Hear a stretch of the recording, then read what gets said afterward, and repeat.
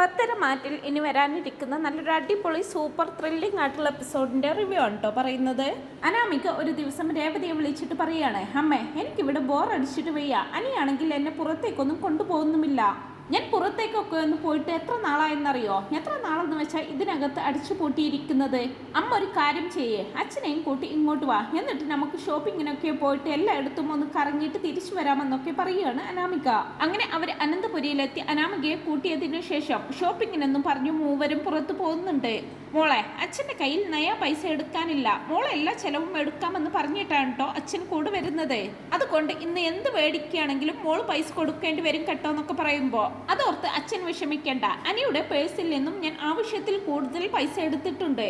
ഇന്നത്തെ ചിലവ് മൊത്തം എൻ്റെ വകയാ. വായ്ക്ക് രുചിയായിട്ട് വല്ലതും കഴിച്ചിട്ട് എത്ര നാളായി? ഇന്ന് എന്തെങ്കിലുമൊക്കെ കാര്യമായിട്ട് കഴിക്കണമെന്ന് അനാമിക പറയുമ്പോൾ അതെ അതെ, വായ്ക്ക് രുചിയായിട്ട് എന്തെങ്കിലുമൊക്കെ കഴിച്ചിട്ട് ഒരുപാട് നാളായെന്ന് വേണുവും പറയുന്നുണ്ട്. അതെന്താ വേണുവേട്ടാ നിങ്ങൾ അങ്ങനെ പറഞ്ഞത്? ഞാൻ നിങ്ങൾക്ക് നല്ല ഭക്ഷണമൊന്നും റെഡിയാക്കി തരുന്നില്ലേ? അങ്ങനെയല്ലല്ലോ ഞാൻ പറഞ്ഞത് രേവതി. നല്ല ഭക്ഷണം റെഡിയാക്കണമെങ്കിൽ അതിനനുസരിച്ച് ക്യാഷും മുടക്കണ്ടേ? എന്നും മീനും ഇറച്ചിയും ഒക്കെ കഴിക്കണമെങ്കിൽ നല്ല പൈസ വേണം. അങ്ങനെ പറ വേണുവേട്ടാ, അല്ലാതെ ഞാൻ ഉണ്ടാക്കുന്ന കറിക്ക് കുറ്റം പറയാൻ നിൽക്കരുത്. ഞാൻ നല്ല രുചിയായിട്ട് തന്നെയാണ് എല്ലാം ഉണ്ടാക്കാറെന്ന് പറയുകയാണ് രേവതി. ഒന്ന് നിർത്തുന്നുണ്ടോ നിങ്ങൾ രണ്ടുപേരും? നമ്മളിപ്പോൾ പുറത്ത് വന്നിരിക്കുകയാണ്, എല്ലാവരും നമ്മളെ ശ്രദ്ധിക്കും. അതുകൊണ്ട് രണ്ടുപേർക്കും ഒന്ന് വായടക്കി വെക്കാൻ പറ്റുമോ? ഞാനിപ്പോൾ അനന്തപുരിയിലെ മരുമകളാണ്. ഇപ്പോൾ നിങ്ങളുടെ ഈ ദാരിദ്ര്യം പറച്ചിൽ ആരെങ്കിലും കേട്ടല്ലേ എനിക്കാണ് അതിൻ്റെ മോശം. അതുകൊണ്ട് മിണ്ടാതെ നടക്കെന്ന് പറഞ്ഞുകൊണ്ട് അനാമിക അച്ഛനെയും അമ്മയെയും കൂട്ടി ഒരു റെസ്റ്റോറൻറ്റിലേക്കാണ് കേട്ടോ ആദ്യമായിട്ട് പോകുന്നത്. അവരങ്ങനെ ഭക്ഷണമൊക്കെ ഓർഡർ ചെയ്ത് അതിനുവേണ്ടി വെയിറ്റ് ചെയ്തിരിക്കുകയായിരിക്കും. ഇതേ സമയം അവരുടെ തൊട്ടപ്പുറത്തെ ടേബിളിൽ ഇരുന്ന് ഒരാൾ അനാമികയെ തന്നെ ഇങ്ങനെ ശ്രദ്ധിച്ചുകൊണ്ടിരിക്കുന്നുണ്ടാവും. അനാമികയാണെങ്കിൽ അതൊട്ട് കാണുന്നുമില്ല. അങ്ങനെ ഓർഡർ ചെയ്ത ഭക്ഷണമൊക്കെ വരുന്നുണ്ട്. ഭക്ഷണമൊക്കെ കഴിച്ച് ബില്ലും കൊടുത്ത് അനാമികയും കുടുംബവും അവിടെ നിന്ന് ഇറങ്ങാൻ തുടങ്ങുമായിരിക്കും. അപ്പോഴും അയാൾ അനാമികയെ തന്നെ ശ്രദ്ധിച്ചു കൊണ്ടിരിക്കുകയാണ്. ആ സമയം രേവതി അനാമികയോട്, മോളെ ഞാൻ കുറച്ച് നേരമായിട്ട് കാണുന്നു, അവിടെ ഒരാൾ മോളെ തന്നെ ശ്രദ്ധിച്ചു കൊണ്ട് നിൽക്കുക. എവിടെയെന്നും ചോദിച്ച് തിരിയുന്ന അനാമിക ആ ആളെ കാണുന്നതും ആകെ അങ്ങ് ഷോക്ക്ഡാവുന്നുണ്ട്. അത് അനാമികയുടെ മുൻ കാമുകനായിരിക്കും. ദർശനെ കണ്ട് ആകെ ഞെട്ടിലൊടങ്ങനെ നിൽക്കായിരിക്കും അനാമിക. അമ്മേ, അത് ദർശനാണ്. അമ്മയ്ക്ക് ഓർമ്മയില്ലേ, കോളേജിൽ പഠിക്കുമ്പോൾ നല്ല പൈസയുള്ള ഒരുത്തനെ പ്രേമിക്കണമെന്നും പറഞ്ഞ് ഞാൻ ഒരാളുടെ പിറകെ നടന്നത്? അത് അയാളാണെന്നൊക്കെ പറയുമ്പോൾ, ആ ദരിദ്രവാസിയാണോ അവിടെ ഇരുന്ന് നിന്നെ ഇങ്ങനെ നോക്കിക്കൊണ്ടിരുന്നത്? അതെ അമ്മേ, അവനെങ്ങാനും എൻ്റെ കല്യാണം കഴിഞ്ഞെന്നറിഞ്ഞാൽ എൻ്റെ ജീവിതം അതോടുകൂടി തകരും, അത് ഉറപ്പാണെന്നൊക്കെ പറയുമ്പോൾ, വേണുവേട്ടാ നമുക്ക് പെട്ടെന്ന് തന്നെ ഇവിടെ നിന്ന് പോകാം, വേണുവേട്ടൻ വണ്ടി എടുക്കെന്ന് പറഞ്ഞുകൊണ്ട് അവരവിടെ നിന്ന് പോകാനായിട്ട് ഇറങ്ങുകയാണ്. അച്ഛൻ പെട്ടെന്ന് തന്നെ വണ്ടി എടുക്ക്, നമുക്ക് പെട്ടെന്ന് തന്നെ ഇവിടെ നിന്ന് പോകണമെന്നൊക്കെ പറയുമ്പോൾ, എന്ത് പറ്റി മോളെ, മോൾക്ക് എന്താ ഒരു ടെൻഷൻ പോലെ? അച്ഛാ, അവിടെ ദർശൻ നിൽപ്പുണ്ടെന്നൊക്കെ പറയുമ്പോൾ, ഏത് മോളെ? കോളേജിൽ നടക്കുമ്പോൾ നീ പിറകെ നടന്ന അവനോ? അതെ അച്ഛാ, അവൻ തന്നെ. അവനെങ്ങാനും എൻ്റെ വിവാഹം കഴിഞ്ഞു, വലിയ കോടീശ്വരനെയാണ് ഞാൻ വിവാഹം കഴിച്ചത് എന്നൊക്കെ അറിഞ്ഞാൽ അത് പ്രശ്നമാകും. എൻ്റെ കാര്യത്തിൽ വൈകാതെ തന്നെ അവനൊരു തീരുമാനമുണ്ടാക്കും. അതിന് അവൻ നാട് വിട്ടു പോയതല്ലായിരുന്നോ? വീണ്ടും വന്നോന്നൊക്കെ ചോദിക്കുമ്പോൾ അച്ഛൻ എന്തോ ഒന്നും അറിയാത്തതുപോലെ സംസാരിക്കുന്നത്. അവനെ ഒന്ന് ഒഴിവാക്കി കിട്ടാൻ നമ്മൾ കാണിച്ചു കൂട്ടിയതൊക്കെ മറന്നോ? അച്ഛൻ തന്നെയല്ലേ എൻ്റെ കയ്യിൽ കഞ്ചാവ് തന്ന് അതവൻ്റെ ബാഗിൽ വെക്കാൻ പറഞ്ഞത്. എന്നിട്ട് അവനെ പോലീസ് പിടിച്ച് ഈ നാട്ടിൽ നിൽക്കാൻ വയ്യാതെയായപ്പോൾ അവൻ ഇവിടെ നിന്ന് നാട് വിട്ടു പോയതല്ലായിരുന്നോ? മോളെ, അവൻ നിന്നെ കണ്ടോ? നിനക്കുറപ്പുണ്ടോ അത് അവൻ തന്നെയാണെന്ന്? അച്ഛാ, അവൻ എന്നെ തന്നെ നോക്കിക്കൊണ്ടിരിക്കുകയായിരുന്നു. അപ്പോൾ പിന്നെ അവന് തീർച്ചയായിട്ടും എന്നെ മനസ്സിലായി കാണും. നമ്മൾ ഇനി എന്ത് ചെയ്യും മോളെന്ന് ചോദിക്കുമ്പോൾ, എനിക്കറിയില്ല അച്ഛാ, അന്ന് ഞാനാണ് അതെല്ലാം ചെയ്തതെന്ന് അവൻ അറിഞ്ഞു കാണും. അതുകൊണ്ടായിരിക്കാം അവൻ ഇപ്പോൾ ഇങ്ങോട്ട് വന്നിരിക്കുന്നത്. എനിക്കാണെങ്കിൽ പേടിച്ചിട്ട് കയ്യും കാലും വിറക്കുന്നുണ്ട് അച്ഛാ. അല്ലെങ്കിൽ അനന്തപുരിയിൽ ഇപ്പോൾ എൻ്റെ പേരിൽ തുടർച്ചയായിട്ട് ഓരോരോ പ്രശ്നങ്ങൾ നടന്നുകൊണ്ടിരിക്കുക. എന്തായാലും നമുക്ക് വേഗം വീട്ടിലേക്ക് പോകാം. ഇനിയിപ്പോൾ ഷോപ്പിംഗ് ഒന്നും വേണ്ട. വീട്ടിൽ പോയി ടെൻഷനൊക്കെ ഒന്ന് മാറ്റിയതിന് ശേഷം വേണം അനന്തപുരിയിലേക്ക് പോകാൻ. എന്തായാലും അച്ഛൻ വേഗം വീട്ടിലേക്ക് വണ്ടി വിടുന്നൊക്കെ പറയുന്നുണ്ട്. അങ്ങനെ വീട്ടിലെത്തി ടെൻഷനോട് കൂടി ഇങ്ങനെ ഇരിക്കുകയാണ് അവർ മൂന്ന് പേരും. അതേസമയം തന്നെ അവർ ഞെട്ടിച്ചുകൊണ്ട് കോളിംഗ് ബെൽ മുഴങ്ങുന്നുണ്ട്. പോയി നോക്കുന്ന സമയത്ത് ദർശനായിരിക്കും വന്നിട്ടുള്ളത്. ദർശൻ ഇവരെ പിന്തുടർന്നു കൊണ്ടുവന്നതായിരിക്കും. ദർശനെ കാണുന്നതും ആകെ പെട്ട അവസ്ഥയിലായിരിക്കും വേണു നിൽക്കുന്നത്. ദർശൻ ഒരു പുച്ഛത്തോടെ, അങ്കിൾ എന്നെ മനസ്സിലായി കാണുമല്ലോ അല്ലേ? ഞാൻ കരുതി നിങ്ങൾ ഈ വീടും നാടും ഒക്കെ വിട്ട് എവിടേക്കെങ്കിലും പോയി കാണുമെന്ന്. അല്ല, അങ്കിളുടെ മോളവിടെ. കുറെ നാളായി ഞാൻ എൻ്റെ അനാമിക മോളെ ഒന്ന് കണ്ടിട്ട്, ഞാനൊന്ന് അവളെ കാണട്ടെ എന്ന് പറഞ്ഞുകൊണ്ട് ദർശൻ യാതൊരു കൂസലുമില്ലാതെ അകത്തേക്ക് കയറുകയാണ്. ആരാ അച്ഛന്ന് ചോദിച്ചു വരുന്ന അനാമികയുടെ മുമ്പിലേക്ക്, ഹൈ ഡിയർ, മോൾ എന്നെ മറന്നോ? മോളുടെ ദർശനാണ് വന്നിരിക്കുന്നതെന്ന് പറയുന്നുണ്ട്. അനാമികയാണെങ്കിൽ പേടിയോടെ ദർശനെ തന്നെ ഇങ്ങനെ നോക്കിക്കൊണ്ടിരിക്കുകയായിരിക്കും. മോൾ എന്താ എന്നെ ഇങ്ങനെ നോക്കിക്കൊണ്ടിരിക്കുന്നത്? ഞാൻ വരുമെന്ന് നീ ഒട്ടും പ്രതീക്ഷിച്ചില്ല അല്ലേ? നിന്നെ തപ്പി നടക്കുകയായിരുന്നു കുറച്ച് ദിവസമായിട്ട്. ഞാൻ നിന്നെ അന്വേഷിച്ച് ഞാൻ ഇവിടേക്ക് വന്നിരുന്നു. ഇവിടെയാണെങ്കിൽ 3-4 ദിവസമായിട്ട് ആരെയും കാണുന്നില്ല. വീട് പൂട്ടി നിങ്ങളൊക്കെ എവിടേക്കാണ് പോയതെന്ന് അന്വേഷിച്ചപ്പോഴാ അറിഞ്ഞത് എൻ്റെ മോളുടെ കല്യാണം കഴിഞ്ഞെന്നും മോളും അച്ഛനും അമ്മയും ഒക്കെ ഇപ്പോൾ ഭർത്താവിൻ്റെ വീട്ടിലാണെന്നും കോടീശ്വരനായിട്ടുള്ള ഒരാളാണ് എൻ്റെ മോളെ കല്യാണം കഴിച്ചത് എന്നാണല്ലോ ഞാൻ അറിഞ്ഞത്. ഇനി എന്നാ അവൻ്റെ കയ്യിൽ നിന്നും കിട്ടാനുള്ളതൊക്കെ വാങ്ങിച്ചിട്ട് നീ അവിടെ നിന്നും പോരുന്നത്? എൻ്റെ ശീലം അങ്ങനെയാണല്ലോ നീ എന്നെയും തേച്ചത്. എന്നാലും നീ എന്നെ ഇങ്ങനെ ചതിക്കുമെന്ന് ഞാൻ ഒരിക്കലും പ്രതീക്ഷിച്ചില്ലായിരുന്നു കേട്ടോ. ഒഴിവായി പോകുന്നില്ലെന്ന് കണ്ടപ്പോൾ എന്നെ ഒഴിവാക്കാനായിട്ട് നീ കണ്ടെത്തിയ ഐഡിയ അതെന്തായാലും കൊള്ളാം. നിന്റെ അച്ഛൻ്റെ ബുദ്ധിയായിരിക്കും അതെല്ലാം അല്ലേ? ഞാൻ നാട്ടിലും വീട്ടിലും എല്ലായിടത്തും നാണം കെട്ട് നാട് വിട്ടു പോയതായിരുന്നു. എന്നാൽ ഈ ഇടക്കാണ് ഞാൻ അറിഞ്ഞത് ഇതിന്റെ എല്ലാം പിന്നിൽ കളിച്ചത് നീയാണെന്ന്. നിന്നെ പല തവണ ഞാൻ ഫോൺ ചെയ്യാൻ നോക്കിയതാ, പക്ഷെ വിളിച്ചിട്ട് കിട്ടിയില്ല. നീ ആ സിം ഒക്കെ പണ്ടേ കളഞ്ഞു കാണുമല്ലോ. എന്തായാലും നിന്നെ ഒന്ന് നേരിട്ട് കാണാമെന്ന് കരുതി. ഇപ്പോഴാണെങ്കിൽ നീ ഒരു കോടീശ്വരിയാണല്ലോ. എനിക്കാണെങ്കിൽ കുറച്ച് പൈസയുടെ അത്യാവശ്യമുണ്ട്. അതുകൊണ്ട് നീ എന്നെ ഒന്ന് സഹായിക്കണം. പ്രേമിച്ച് നടക്കുന്ന സമയത്ത് നീ ഒരുപാട് പൈസ എൻ്റെ കയ്യിൽ നിന്നും മുതലാക്കിയിട്ടുണ്ട്. ഇനി നിന്റെ ഊഴമാണ്. കുറച്ച് പൈസ തന്ന് നീ എന്നെ സഹായിക്കുന്നൊക്കെ പറയുന്നുണ്ട് ദർശൻ. ദർശ, ഞാനൊന്നും ചെയ്തിട്ടില്ല, നീ എന്നെ തെറ്റിദ്ധരിച്ചിരിക്കുകയാണെന്നൊക്കെ അനാമിക പറയുമ്പോൾ നീ ഇനിയും കള്ളം പറഞ്ഞ് ബുദ്ധിമുട്ടാൻ നോക്കണ്ട. എല്ലാം എനിക്കറിയാം. എൻ്റെ ജീവിതം തന്നെ നശിപ്പിച്ചത് നീ ഒറ്റൊരുത്തിയാണ്. അതുകൊണ്ട് ഞാൻ ഇന്ന് ചോദിക്കുന്ന പൈസ എനിക്ക് തന്നാൽ നിനക്ക് കൊള്ളാം. അല്ലെങ്കിൽ ദേ ഇത് കണ്ടോ, നിന്റെ കുറെ പഴയ ഫോട്ടോസ് എൻ്റെ കയ്യിൽ ഇപ്പോഴുമുണ്ട്. അത് എങ്ങനെയൊക്കെയുള്ള ഫോട്ടോസ് ആണെന്ന് ഞാൻ മോളോട് പ്രത്യേകം പറയണ്ടല്ലോ. അതുകൊണ്ട് എൻ്റെ മോള് മര്യാദയ്ക്ക് എനിക്ക് കുറച്ച് പൈസ തന്നോന്നൊക്കെ പറയുമ്പോൾ എന്തൊക്കെയാ ദർശാൻ ഈ പറയുന്നത്? എൻ്റെ കയ്യിൽ അതിന് മാത്രം പൈസയൊന്നുമില്ല ഇപ്പോ. ഇത് ഞാൻ വിശ്വസിക്കണമല്ലേ? നിന്നെ പോലെ ഒരുത്തിയുടെ കയ്യിൽ പൈസ ഇല്ലെങ്കിൽ പിന്നെ ആരുടെ കയ്യിലാണ് ഈ പൈസ ഉണ്ടാവുക? ഇനിയിപ്പോ നിന്റെ കയ്യിൽ ഇല്ലെങ്കിൽ വേണ്ട, നിന്റെ ഭർത്താവ് ഒരു കോടീശ്വരനാണല്ലോ. നീ അവനോട് ചോദിച്ചു വാങ്ങിച്ച് അത് തന്നാലും മതി എന്ന് പറയുകയാണ് ദർശൻ. ദർശ, ഞാൻ നിന്റെ കാല് പിടിക്കാം. നീ ആ ഫോട്ടോസ് ഒക്കെ ഒന്ന് ഡിലീറ്റ് ചെയ്യേ. അതൊക്കെ ഞാൻ ഡിലീറ്റ് ചെയ്തോളാം. അതിനു മുമ്പ് ഞാൻ ചോദിച്ച പൈസ നീ എനിക്ക് തരാം. എത്രയാണ് വേണ്ടതെന്നൊക്കെ ചോദിക്കുമ്പോൾ എനിക്കൊരു 50 ലക്ഷം രൂപയുടെ ആവശ്യമുണ്ട്. ആ പണം എൻ്റെ കയ്യിൽ കിട്ടിയാൽ പിന്നെ നിന്നെ ശല്യം ചെയ്യാനായിട്ട് ഞാൻ ഒരിക്കലും വരില്ല. ഫോട്ടോസ് എല്ലാം ഞാൻ ഡിലീറ്റ് ചെയ്യാമെന്ന് മാത്രമല്ല ഈ ഫോൺ വരെ ഞാൻ നിനക്ക് തരാം. 50 ലക്ഷോ? നീ അത്ര നിസ്സാരമായിട്ടാ ദർശ ഇത് പറയുന്നത്? അത്രയും വലിയൊരു തുക ഞാൻ എങ്ങനെ ഉണ്ടാക്കാനാ? അതൊന്നും പറ്റില്ല ദർശ എന്നൊക്കെ പറയുമ്പോൾ അങ്ങനെയാണോ? എങ്കിൽ ഈ ഫോട്ടോസ് ഒക്കെ ഞാൻ നേരെ നിന്റെ ഭർത്താവിൻ്റെ വീട്ടിലേക്ക് അയക്കാം. അതല്ലേ കൂടുതൽ നല്ലതെന്നൊക്കെ ചോദിക്കുമ്പോൾ അയ്യോ ദർശ, ദയവ് ചെയ്ത് നീ അങ്ങനെയൊന്നും ചെയ്യരുത്, എൻ്റെ ജീവിതം തകർക്കരുതെന്നൊക്കെ പറയുമ്പോൾ അങ്ങനെയാണെങ്കിൽ നീയും നിന്റെ അച്ഛനും അമ്മയും ഒക്കെ ഒന്ന് ഇരുന്ന് ആലോചിക്ക്. എന്നെ കൊടുക്കാൻ വഴി കണ്ടുപിടിച്ചതുപോലെ ഒന്ന് ഇരുത്തി ആലോചിച്ചാൽ ഈ 50 ലക്ഷം രൂപയും നിനക്ക് നിസ്സാരമായിട്ടുണ്ടാക്കാം. ഒരു 10 ദിവസത്തെ സമയം ഞാൻ നിനക്ക് തരാം. 10 ദിവസത്തിനുള്ളിൽ ആ പൈസ എനിക്ക് കിട്ടിയില്ലെങ്കിൽ ഈ ദർശൻ ആരാണെന്ന് നീ അറിയാൻ പോകുന്നേയുള്ളൂ. ഇപ്പൊ ഈ ഫോട്ടോസൊക്കെ എൻ്റെ കയ്യിൽ ഭദ്രമായിട്ടിരിക്കും. അത് പറഞ്ഞ് ദർശൻ അവിടെ നിന്ന് പോകുമ്പോൾ ആകെ തകർന്നിരിക്കുകയാണ് അനാമിക. അച്ഛാ, അവൻ പറഞ്ഞത് കേട്ടില്ലേ? ഇനി എന്ത് ചെയ്യും? 50 ലക്ഷം കൊടുത്തില്ലെങ്കിൽ എൻ്റെ ജീവിതം അവൻ തകർക്കും. അത് എനിക്കുറപ്പാ. അനിയാണെങ്കിൽ എന്നെ ഒഴിവാക്കാനായിട്ട് എന്തെങ്കിലും ഒരു കാരണം കിട്ടാൻ വേണ്ടി കാത്തിരിക്കുക. ഇതൊക്കെ അനന്തപുരിയിലുള്ളവർ അറിഞ്ഞാലുള്ള അവസ്ഥ എനിക്ക് ആലോചിക്കാൻ കൂടി വയ്യാച്ചാന്നൊക്കെ പറയുകയാണ് അനാമിക. മോളെ, ഇത്രയും വലിയ തുക നമ്മൾ എങ്ങനെ ഉണ്ടാക്കാനാണെന്നൊക്കെ പറയുമ്പോൾ അതൊന്നും എനിക്കറിയില്ല അച്ഛാ. പക്ഷെ എങ്ങനെയെങ്കിലും അവന് 50 ലക്ഷം രൂപ കൊടുത്തേ പറ്റൂ. അത് ഇനി ഏത് മാർഗത്തിലൂടെ ആണെങ്കിലും ഞാൻ കൊടുത്തിരിക്കും. എങ്ങനെയെങ്കിലും അവൻ ആ പണം കൊടുത്ത് ഒഴിവാക്കിയേ പറ്റൂ അച്ഛാന്നൊക്കെ പറയുകയാണ് കേട്ടോ അനാമിക. മോളെ, അച്ഛൻ എന്ത് പറയാനാ? അച്ഛൻ്റെ മുന്നിൽ ഒരു മാർഗവും തെളിഞ്ഞു കാണുന്നില്ല. എന്തായാലും ഞാൻ വീട്ടിലേക്ക് പോവാണ് അച്ഛാ. അവിടെ ചെന്നാൽ എന്തെങ്കിലും മാർഗങ്ങൾ കാണുമായിരിക്കുമെന്നും പറഞ്ഞുകൊണ്ട് അനാമിക അനന്തപുരിയിലേക്ക് തിരിച്ചു പോവാണ്. തിരികെ എത്തിയ അനാമികയെ കണ്ട് ജാനകി ചോദിക്കുന്നുണ്ട്, അല്ല മോളെ, മോൾ ഷോപ്പിങ്ങിനെന്നും പറഞ്ഞ് ഇറങ്ങിയതല്ലായിരുന്നോ? എന്നിട്ട് നേരത്തെ ഇങ്ങ് പോന്നോ? ഒന്നും വാങ്ങിയില്ലേ എന്നൊക്കെ ചോദിക്കും. എനിക്ക് നല്ല തലവേദന എടുക്കുന്നു അമ്മേ, അതുകൊണ്ട് ഞാൻ നേരത്തെ ഇങ്ങ് പോന്നതാ. ആണോ? പെട്ടെന്ന് എന്താ ഒരു തലവേദന? മോൾ എന്തായാലും പോയി റെസ്റ്റ് എടുക്ക്. ഞാൻ പോയി മോൾക്ക് നല്ലൊരു ചായ ഇട്ട് കൊണ്ടുവരാമെന്ന് പറയുകയാണ് ജാനകി. അതും പറഞ്ഞ് ജാനകി അങ്ങ് കിച്ചണിലേക്ക് പോകുമ്പോൾ അനാമിക ടെൻഷനോടെ ഇങ്ങനെ അങ്ങോട്ടും ഇങ്ങോട്ടും നടക്കുകയാണ്. 50 ലക്ഷം രൂപ എങ്ങനെ ഉണ്ടാക്കുമെന്നൊക്കെ അനാമിക റൂമിൽ പോയിരുന്നു കൊണ്ട് ഇങ്ങനെ നല്ലോണം ആലോചിക്കുന്നുണ്ട്. കയ്യിലാണെങ്കിൽ സ്വർണ്ണാഭരണങ്ങൾ ഒന്നുമില്ല. ഉള്ളതെല്ലാം അച്ഛൻ്റെ കടം വീട്ടാനായിട്ട് എടുത്തു കൊടുത്തു. അപ്പോൾ ഞാൻ എന്ത് ചെയ്യും? എങ്ങനെ ഇത്രയും വലിയൊരു തുക ഉണ്ടാക്കുമെന്നൊക്കെ ഇങ്ങനെ ചിന്തിച്ച് സങ്കടപ്പെട്ടിരിക്കുകയാണ് അനാമിക. സമയത്ത് തന്നെയാണ് അനി വരുന്നത്. അല്ല, നീ അല്ലേ ഷോപ്പിങ്ങിന് പോവാണെന്ന് പറഞ്ഞത്, എന്നിട്ട് നേരത്തെ എത്തിയോ എന്നൊക്കെ ചോദിക്കും. ഞാൻ നേരത്തെ എത്തി. അല്ല, എന്താ നിന്റെ കയ്യിലെന്നൊക്കെ ചോദിക്കുമ്പോ ഇത് ഓഫീസിലെ പൈസയാ, ആദർശേട്ടൻ എന്നോട് എടുത്തു വെക്കാൻ പറഞ്ഞു തന്നതാ.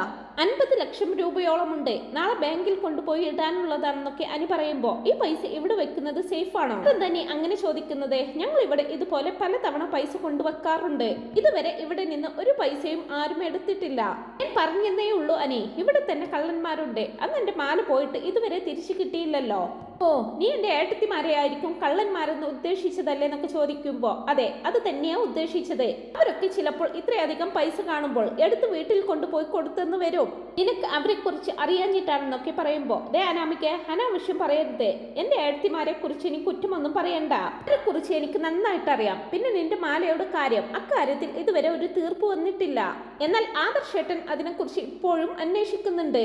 എന്തെങ്കിലും ആ കള്ളനെയോ കള്ളിയെയോ പിടിക്കാൻ പറ്റും എന്ന് തന്നെയാണ് ഏട്ടന്റെ വിശ്വാസം എന്നൊക്കെ പറയുന്നുണ്ട് കേട്ടോ അനി. എന്നാൽ അനാമിക ഒരു നിമിഷം മിണ്ടാതെ നിന്നതിന് ശേഷം വീണ്ടും പറയാണ്, അനി എന്തൊക്കെ പറഞ്ഞാലും ഇത്രയും വലിയൊരു തുക ഇവിടെ വെക്കുന്നത് സേഫ് ആയിട്ടൊന്നും എനിക്ക് തോന്നുന്നില്ല. കള്ളന്മാരുടെ ശല്യം നല്ലോണമുണ്ട്. നീ വെറുതെ ഇതൊന്നും ഇവിടെ വെക്കണ്ടെന്നൊക്കെ പറയുമ്പോ ഇത് ഇവിടെ തന്നെ ഇരിക്കും. ഈ അനന്തപുരിയിൽ വന്ന് മോഷ്ടിക്കാൻ ധൈര്യമുള്ള കള്ളന്മാരൊന്നും ഇവിടെ ഇല്ല എന്ന് പറഞ്ഞ് ആ പൈസ അടങ്ങിയ ബാഗ് അവിടെ വെച്ച് അനി അവിടെ നിന്ന് പോവാണ്. എന്നാൽ അനാമിക കയ്യിൽ 50 ലക്ഷം രൂപ കിട്ടിയതുപോലെ സന്തോഷിക്കുകയാണ്. തേടിയ വള്ളി കാലിൽ ചുറ്റി എന്ന് പറഞ്ഞാൽ മതിയല്ലോ. എന്തായാലും ഈ 50 ലക്ഷം രൂപ എടുത്ത് ദർശന് കൊടുക്കാം, അല്ലാതെ എന്റെ മുന്നിൽ വേറൊരു മാർഗവും കാണുന്നില്ലെന്നൊക്കെ പറഞ്ഞിരിക്കുകയാണ് അനാമിക. പിന്നീട് വേണു വിളിക്കുന്നുണ്ട് അനാമികയ്ക്ക്. എന്തായി മോളെ, പൈസ വല്ലതും കിട്ടിയോ? അവൻ ചോദിച്ച പൈസ കൊടുത്തില്ലെങ്കിൽ അവന് വീണ്ടും വരും, പ്രശ്നങ്ങൾ ഉണ്ടാക്കും. ഇനി നേരെ അനന്തപുരിയിലേക്ക് കയറി വരുമെന്ന അവൻ പറയുന്നത്. 10 ദിവസത്തിനുള്ളിൽ അവന്റെ പൈസ കൊടുക്കണം. അച്ഛാ, 10 ദിവസമൊന്നും വേണ്ട, ഇന്ന് തന്നെ അവൻ ചോദിച്ച പണം മുഴുവനും കൊടുക്കാം. എന്നാൽ പിന്നെ ആ ശല്യം അങ്ങ് ഒഴിവാകുമല്ലോ. എന്താ മോളെ, മോൾ എന്താ പറഞ്ഞത്? ഇത്രയും വലിയ തുക ഇന്ന് തന്നെ കൊടുക്കാമെന്നോ? മോൾക്ക് എന്താ പൈസ വല്ലതും കിട്ടിയോ എന്ന് ചോദിക്കുന്നുണ്ട്. ഇതൊക്കെ റെഡി ആയ പോലെ തന്നെയാണ് അച്ഛാ. അനി ഇവിടെ 50 ലക്ഷം രൂപ കൊണ്ടുവച്ചിട്ടുണ്ട്. അത് എന്തായാലും ഞാൻ എടുത്ത് ദർശന് കൊടുക്കാം. അത് എങ്ങനെയാ മോളെ? അത് എടുത്താൽ അത് നീയാണ് എടുത്തതെന്ന് അവൻ അറിയില്ലേ? അത് വേണ്ട മോളെ, വെറുതെ റിസ്ക് എടുക്കണ്ട. നമുക്ക് വേറെ വല്ല മാർഗവും നോക്കാം. അച്ഛൻ എന്ത് മാർഗം നോക്കാമെന്നാ ഈ പറയുന്നത്? എനിക്കാണെങ്കിൽ അതൊക്കെ ഓർത്തിട്ട് ടെൻഷൻ അടിച്ചിട്ട് പാടില്ല. ഇതിപ്പോൾ എന്തായാലും അനി തന്നെ ഇവിടെ കൊണ്ടുവച്ചതാ. 50 ലക്ഷം രൂപയുണ്ട്. പിന്നെ സ്വർണ്ണോ മറ്റോ മോഷ്ടിക്കുകയാണെങ്കിൽ അത് വെറ്റി ക്യാഷ് ആക്കിയിട്ട് വേണ്ടേ അവന് പണം കൊടുക്കാൻ. ഇതിപ്പോൾ അതിന്റെ ഒന്നും ആവശ്യമില്ലല്ലോ. അവൻ ഇത് എടുത്തു കൊടുക്കാമെന്ന് പറയുന്നുണ്ട്. മോളെ, ഞാൻ അതല്ല പറഞ്ഞത്. നീ ഇപ്പോൾ ആ പണം എടുത്തു കൊടുത്താൽ അതൊരു പ്രശ്നമായി മാറും. ആ മാലയുടെ കാര്യം തന്നെ മോൾക്ക് ഓർമ്മയില്ലേ? എല്ലാവരും അത് മറന്നെങ്കിലും ആദർശ് ഇപ്പോഴും അതിന്റെ പിറകിൽ തന്നെയുണ്ട്. അതുകൊണ്ട് മോൾ ഇപ്പോൾ ഇത് ചെയ്യേണ്ടെന്ന എന്റെ അഭിപ്രായം എന്നൊക്കെ പറയുന്നുണ്ട് വേണു. ഇതിന് ഞാനല്ലല്ലോ അത് എടുക്കുന്നത് അച്ഛാന്നൊക്കെ പറയുമ്പോ മോൾ എന്താ പറഞ്ഞു വരുന്നതെന്ന് ചോദിക്കുന്നുണ്ട്. ദർശൻ തന്നെ വന്ന് എടുത്തോളും. അവനെ വിളിച്ച് ഞാൻ കാര്യങ്ങളൊക്കെ പറയാം. രാത്രി ആരും കാണാതെ ഉള്ളിലോട്ട് വന്നാൽ മതി. എന്നിട്ട് ഈ പൈസയുമായിട്ട് അവന് സുഖമായിട്ട് പുറത്തേക്ക് പോവാം. അപ്പോൾ എന്റെ മേൽ ഒരു പ്രശ്നവും ഉണ്ടാവില്ല. അവന് കിട്ടേണ്ടത് അവന് കിട്ടുകയും ചെയ്തോളും. അതെന്തായാലും കൊള്ളാം മോളെ, നിനക്കെന്തായാലും എന്റെ ബുദ്ധി തന്നെയാ. അച്ഛാ, ഇക്കാര്യത്തിൽ എനിക്ക് റിസ്ക് എടുക്കാതിരിക്കാൻ പറ്റില്ല. കാരണം എന്റെ ജീവിതമാണ്. അവനെങ്ങാനും ഞങ്ങൾ തമ്മിലുള്ള ഫോട്ടോ ഇവിടെ ആർക്കെങ്കിലും അയച്ചു കൊടുത്താൽ അന്നത്തോടെ എന്റെ കാര്യത്തിൽ ഒരു തീരുമാനമാകും. ഞാൻ പറഞ്ഞല്ലോ, എനിക്ക് എങ്ങനെയെങ്കിലും എന്നെ ഒന്ന് ഒഴിവാക്കണം. അത് മാത്രമേ ഉള്ളൂ ഒരു ചിന്ത. അതിന്റെ കൂടെ ഇങ്ങനെ ഒരു കാരണം കിട്ടിയാൽ എന്നേക്കുമായിട്ട് ഞാൻ അനന്തപുരിയുടെ പടി ഇറങ്ങേണ്ടി വരും. പണം കൊടുത്തില്ലെങ്കിൽ ആ ദർശൻ അത് ചെയ്യുമെന്ന് എനിക്ക് ഉറപ്പുണ്ട്. അത്രയ്ക്ക് വാശിയാണ് അവൻ എന്നോടെന്നൊക്കെ പറയുമ്പോ എങ്കിൽ മോളെ, നീ വേഗം അവനെ വിളിച്ച് കാര്യം പറയാന്ന് പറയുന്നുണ്ട്. പിന്നെ പണം കൊടുക്കുന്നതൊക്കെ കൊള്ളാം. ആ ഫോട്ടോസൊക്കെ അവനെ കൊണ്ട് ഡിലീറ്റ് ചെയ്യിപ്പിച്ചിട്ട് വേണം കൊടുക്കാനെന്നും കൂടി പറഞ്ഞു കൊടുക്കുന്നുണ്ട് വേണു. ശരി അച്ഛാ, ഞാൻ അവനെ വിളിച്ച് കാര്യങ്ങളൊക്കെ ഓക്കെ ആക്കിയതിനു ശേഷം അച്ഛനെ വിളിക്കാമെന്നും പറഞ്ഞുകൊണ്ട് അനാമിക ഫോൺ കട്ട് ചെയ്യുന്നുണ്ട്. ശേഷം ഉടനെ തന്നെ ദർശനെ വിളിച്ചിട്ട് കാര്യമെല്ലാം പറയുന്നുണ്ട്. എന്താ അനാമികെ, പൈസ ഇത്രയും പെട്ടെന്ന് റെഡിയായോ? ഇപ്പൊ എങ്ങനെയുണ്ട്? ഞാൻ നിന്നോട് പറഞ്ഞതല്ലേ, നീ വിചാരിച്ചാൽ ആ പൈസ ഉണ്ടാക്കാൻ പറ്റുമെന്ന്. ഇപ്പൊ റെഡി ആയല്ലോ എന്നൊക്കെ ചോദിക്കുമ്പോ റെഡി ആയ പോലെ തന്നെയാണ് ദർശ. പക്ഷെ അതിരിക്കുന്നത് എന്റെ കയ്യിലല്ല എന്ന് മാത്രം. എന്റെ ഭർത്താവ് അലമാരക്കകത്ത് 50 ലക്ഷം രൂപ കൊണ്ടുവച്ചിട്ടുണ്ട്. ഇന്ന് രാത്രി നീ ഇങ്ങോട്ട് വരണം. എന്നിട്ട് ആ പൈസ എടുത്തോണ്ട് പൊക്കോന്നൊക്കെ പറയുന്നുണ്ട് അനാമിക. ഓ, അപ്പൊ ഞാൻ എടുത്തു പോകണമല്ലേ? റിസ്ക് എനിക്കാണല്ലോ എന്നൊക്കെ പറയുമ്പോ നീ പേടിക്കണ്ടെന്നേ. നിനക്ക് വീടിനകത്ത് കയറി പറ്റാനുള്ള എല്ലാ കാര്യങ്ങളും ഞാൻ പറഞ്ഞു തരാം. കൂടെ തന്നെ ഉണ്ടായിരിക്കും. നീ ആ പണം എടുത്ത് ആരും കാണാതെ ഇവിടെ നിന്ന് പോയാൽ മതി എന്നൊക്കെ പറഞ്ഞു കൊടുക്കുന്നുണ്ട് അനാമിക. അതൊക്കെ വലിയ റിസ്ക് ആണെന്നേ. അതിലും നല്ലത് നീ അതെടുത്ത് എനിക്ക് തന്നാൽ മതി. പറയുന്നതൊന്ന് കേൾക്ക് ദർശ. നിനക്ക് 50 ലക്ഷം രൂപ വേണമെന്നുണ്ടെങ്കിൽ കുറച്ചൊക്കെ റിസ്ക് എടുക്കേണ്ടി വരും. അല്ലാതെ വെറുതെ കിട്ടുമൊന്നുമില്ല 50 ലക്ഷം രൂപ എന്നൊക്കെ പറയുകയാണ് അനാമിക. എങ്കിൽ ശരി, നിന്റെ പ്ലാൻ എന്താണെന്ന് പറയാന്നൊക്കെ പറയുമ്പോ അനാമിക എല്ലാ കാര്യങ്ങളും ദർശന്റെ അടുത്ത് പറയുന്നുണ്ട്. അങ്ങനെ അന്ന് രാത്രിയാകുമ്പോൾ അനാമികയ്ക്ക് വല്ലാതെ തന്നെ ടെൻഷൻ ആകുന്നുണ്ട്. എന്തൊക്കെയാണെങ്കിലും കള്ളം ചെയ്യുമ്പോൾ എല്ലാവർക്കും ഒരു വിറക്കിലുണ്ടാവുമല്ലോ. അതുപോലെ തന്നെ അനാമികയും ടെൻഷൻ അടിക്കുകയാണ്. ഇനി അഥവാ പിടിക്കപ്പെട്ടാൽ അവൻ എന്റെ പേര് പറയുവോ എന്നൊക്കെ ഓർത്ത് ടെൻഷനിൽ നിൽക്കായിരിക്കും അനാമിക. അങ്ങനെ അനി വരുന്നുണ്ട്. അനി ഫുഡൊക്കെ കഴിച്ച് ഫ്രഷ് ആയിട്ട് വന്ന് കിടക്കുകയാണ്. പതിവ് പോലെയുള്ള തർക്കത്തിനൊന്നും നിൽക്കാതെ അനാമികയും ഉറങ്ങിയതുപോലെ അടുത്ത് കിടക്കുന്നുണ്ട്. അങ്ങനെ പ്ലാൻ ചെയ്തതുപോലെ ഏകദേശം ഒരു 12:30 ആവുമ്പോൾ അനാമിക എണീക്കുന്നുണ്ട്. അനി ഉറങ്ങിയോന്ന് നോക്കുന്ന സമയത്ത് അനി നല്ല ഉറക്കത്തിലായിരിക്കും. അങ്ങനെ അനാമിക ഫോൺ എടുത്ത് ദർശനെ വിളിക്കുമ്പോ ഞാൻ ഇവിടെ എത്തിയിട്ടുണ്ട്, ബാക്കി കാര്യങ്ങളൊക്കെ നീ പറയുന്നത് പോലെ. എന്തായാലും നീ മുകളിലോട്ട് വാ. സ്റ്റെയർ കയറിയാൽ 3ാമത്തെ റൂമാണ് ഞങ്ങളുടേത്. നല്ല കയറിയാൽ മതി. ഡോർ ഞാൻ ഇവിടെ തുറന്നു വെച്ചിരിക്കുക. ഞാൻ എന്തായാലും ഉറങ്ങിയതുപോലെ കിടക്കാൻ പോവാ. നീ അത് എടുത്ത് പോയിക്കോണമെന്നൊക്കെ പറയാണ് അനാമിക. അങ്ങനെ എല്ലാം തീരുമാനിച്ചുറപ്പിച്ച് ദർശൻ ഉള്ളിലേക്ക് വരികയാണ്. അനാമികയാണെങ്കിൽ ഉറങ്ങിയതുപോലെ കിടക്കുന്നുമുണ്ട്. എന്നാൽ ഇതേ സമയത്ത് തന്നെയാണ് നവ്യ എണീക്കുന്നത്. നവ്യ എണീറ്റ് വെള്ളം കുടിക്കാൻ നോക്കുന്ന സമയത്ത് ജഗ്ഗിൽ വെള്ളം കാലിയായിരിക്കും. അതുകൊണ്ട് തന്നെ കിച്ചണിൽ പോയി വെള്ളം എടുക്കാനായിട്ട് നവ്യ പുറത്തേക്ക് വരുന്നുണ്ട്. നവ്യ പെട്ടെന്നൊന്നും ദർശനെ കാണുന്നില്ല. നവ്യ നേരെ താഴേക്ക് പോകുന്നുണ്ട്. അയാളാണെങ്കിൽ നേരെ സ്റ്റെപ്പ് കയറി മുകളിലോട്ടും പോവാണ്. അങ്ങനെ അനാമികയുടെ റൂമിൽ കയറുന്ന സമയത്ത് അനാമിക മെല്ലെ കണ്ണു തുറന്ന് നോക്കുന്നുണ്ട്. ശേഷം എടുത്തോണ്ട് പോവാനായിട്ട് അനാമിക മെല്ലെ കൈ കൊണ്ട് ആംഗ്യം കാണിക്കുന്നുണ്ട്. അങ്ങനെ ദർശൻ പണം ഇരിക്കുന്ന ബാഗ് എടുത്ത് അവിടെ നിന്ന് ഇറങ്ങാൻ തുടങ്ങായിരിക്കും. ദർശൻ ഇറങ്ങി താഴേക്ക് വരുന്ന സമയത്ത് നവ്യ വെള്ളവുമായിട്ട് മുകളിലേക്ക് വരികയാണ്. പെട്ടെന്ന് കൺമുന്നിൽ ഒരാളെ കാണുമ്പോൾ നവ്യ ആകെ പേടിക്കുന്നുണ്ട്. അയ്യോ കള്ളൻ കള്ളൻ എന്നും പറഞ്ഞുകൊണ്ട് നവ്യ ഉടനെ ബഹളം വയ്ക്കുന്നുണ്ട്. ഇതും കേട്ട് വേഗം തന്നെ വരുന്നത് ജയനും ദേവയാനിയും കൂടെയായിരിക്കും. ബഹളം കേൾക്കുമ്പോൾ അനാമികയ്ക്ക് കാര്യം മനസ്സിലാകുന്നുണ്ട്. അനാമികയ്ക്ക് ആകെ പേടിയാകുന്നുണ്ട്. ഛേ, അവനെ പിടിച്ചല്ലോ, ഇനി എന്റെ കാര്യം പോക്കാ എന്ന് പറഞ്ഞ് ഉറങ്ങിയതുപോലെ തന്നെ അവിടെ കിടക്കുകയാണ് അനാമിക. ബഹളം കേട്ട് അനിയും എണീക്കുന്നുണ്ട്. അനി അനാമികയെ നോക്കുന്ന സമയത്ത് അവൾ നല്ല ഉറക്കത്തിലായിരിക്കും. അനാമികയെ എണീക്ക്, താഴെ നിന്ന് നല്ല ബഹളം കേൾക്കുന്നുണ്ടല്ലോ എന്നൊക്കെ പറഞ്ഞ് അനാമികയെ എണീപ്പിച്ച് അനിയും അനാമികയും കൂടി താഴേക്ക് വരുന്നുണ്ട്. അതുപോലെ ആദർശും നൈനയും അതുപോലെ തന്നെ അവിടെയുള്ള എല്ലാവരും വരുന്നുണ്ട്. എന്താ നവ്യ, എന്തിനാ ബഹളം വെച്ചതെന്നൊക്കെ ചോദിക്കുമ്പോ ദേ അമ്മായി, കള്ളൻ മുഖം മൂടിയ ഒരാളെ ഞാൻ ഇവിടെ കണ്ടതാ, അയാൾ മുകളിലോട്ട് തന്നെ ഓടിയിട്ടുണ്ടെന്നൊക്കെ പറയുമ്പോ അവിടെയുള്ള പുരുഷ ജനങ്ങളെല്ലാം കള്ളനെ തിരയാനായിട്ട് പോകുന്നുണ്ട്. മുത്തശ്ശനും മുത്തശ്ശിയും വന്ന് ചോദിക്കുന്നൊക്കെയുണ്ട് എന്താ കാര്യമെന്ന്. അങ്ങനെ ഡോറെല്ലാം ലോക്ക് ചെയ്യാണ്. കള്ളനെ തിരഞ്ഞ് ആദർശും എല്ലാവരും കൂടി നടക്കുന്നുണ്ട്. കുറെ തിരയുന്നുണ്ടെങ്കിലും ആദ്യമൊന്നും അവനെ കണ്ടു കിട്ടുന്നില്ല. എന്നാൽ പിന്നീട് കാണുന്നുണ്ട് അനിയായിരിക്കും കാണുന്നത്. അനി ഉടനെ തന്നെ ആദർശനെ വിളിക്കുന്നുണ്ട്. ആദർശേട്ടാ ഇങ്ങ് വാ, ഇതാ ഇവിടെ ഉണ്ടെന്ന് പറഞ്ഞ് അനി വിളിക്കുമ്പോ എല്ലാവരും കൂടി ഓടി വന്ന് അയാളെ കൈയോടെ പിടിക്കുകയാണ്. അങ്ങനെ മുഖം മൂടിയൊന്നും ഊരാതെ തന്നെ കള്ളനെയും കൊണ്ട് താഴേക്ക് വരികയാണ്. അനാമികയാണെങ്കിൽ പേടിച്ചിട്ട് പൂക്കുല പോലെ നിന്ന് വിറക്കുകയായിരിക്കും.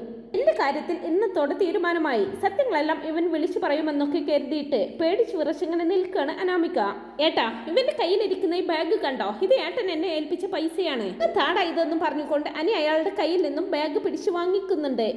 അച്ഛൻ പോലീസിനെ വിളിക്കേ, ഇപ്പോൾ തന്നെ ഇവനെ കൈയോടെ പോലീസിൽ ഏൽപ്പിക്കണം. അയ്യോ, പോലീസിനെ ഒന്നും വിളിക്കരുത്, ഞാൻ കള്ളനൊന്നുമല്ലെന്നൊക്കെ പറയുമ്പോ പിന്നെ മോഷ്ടിക്കാൻ കയറിയിട്ട് കള്ളനല്ലെന്നോ? അതെ, എന്നോട് ഈ നിൽക്കുന്ന അനാമികയാണ് ഇവിടേക്ക് വരാൻ പറഞ്ഞത്. അവളുടെ ഭർത്താവ് ഇവിടെ പണം കൊണ്ടുവച്ചിട്ട് ുണ്ടെന്നും അത് എടുത്തോണ്ട് പോകണമെന്നും പറഞ്ഞ് എന്നെ വിളിച്ച് പറഞ്ഞതാ. അവൾ പറഞ്ഞത് അനുസരിച്ചാണ് ഞാൻ വന്നതെന്നൊക്കെ പറയുമ്പോ എല്ലാവരും വിശ്വസിക്കാനാകാത്തതുപോലെ അനാമികയുടെ മുഖത്തേക്ക് നോക്കുന്നുണ്ട്. അനാമിക ആരെയും ഫേസ് ചെയ്യാനാകാതെ താഴേക്ക് തന്നെ നോക്കി നിൽക്കുകയാണ്. അങ്ങനെ അനാമിക തന്നെയാണ് ഇത് ചെയ്തതെന്ന് എല്ലാവർക്കും മനസ്സിലാവാണ്. അവസാനം എല്ലാ കാര്യങ്ങളും അവൻ തുറന്നു പറയുന്നുണ്ട്. എല്ലാം അറിഞ്ഞതിന് ശേഷം മുത്തശ്ശൻ പറയുന്നുണ്ട് അനി ഇപ്പോൾ തന്നെ ആ വേണുവിനോടും രേവതിയോടും ഇങ്ങോട്ട് വരാൻ പറ. അങ്ങനെ വേണുവിനെയും രേവതിയെയും രാത്രിക്ക് രാത്രി തന്നെ അനന്തപുരിയിലേക്ക് വിളിച്ചു വരുത്തുന്നുണ്ട് മുത്തശ്ശൻ. അതിനുശേഷം മുത്തശ്ശൻ അവരോടായിട്ട് പറയുന്നുണ്ട് നിങ്ങളുടെ മകളെ ഇനിയും ഈ കുടുംബത്തിൽ മരുമകളായിട്ട് നിർത്താൻ ബുദ്ധിമുട്ടുണ്ട്. ഇതുവരെ അവൾ ഇവിടെ കാണിച്ചു കൂട്ടിയതെല്ലാം കണ്ടില്ലെന്ന് നടിച്ചു. പക്ഷെ ഇതങ്ങനെ വിടാൻ പറ്റില്ല. എന്തായാലും ഇപ്പോൾ തന്നെ വേണുവിന്റെ മകളെ വീട്ടിലേക്ക് കൂട്ടിക്കൊണ്ടുപോയിക്കോ, ഇല്ലെങ്കിൽ ഞങ്ങൾക്ക് വേറെ നടപടി എടുക്കേണ്ടി വരും. ഇനിയും ഞങ്ങൾക്ക് ഇത് ക്ഷമിക്കാൻ പറ്റില്ല വേണു. ഈ കുടുംബത്തിന് ഇത്രയധികം ദോഷം വരുത്തി വെക്കുന്നവളെ ഇവിടെ വേണ്ട എന്ന് തന്നെ തീർത്തു പറയുകയാണ് മുത്തശ്ശൻ. അങ്ങനെ മുത്തശ്ശന്റെ കടുത്ത തീരുമാനത്തിൽ ആ രാത്രി തന്നെ അനാമികയെ വീട്ടിലേക്ക് കൂട്ടിക്കൊണ്ടു പോവുകയാണ് വേണുവും രേവതിയും.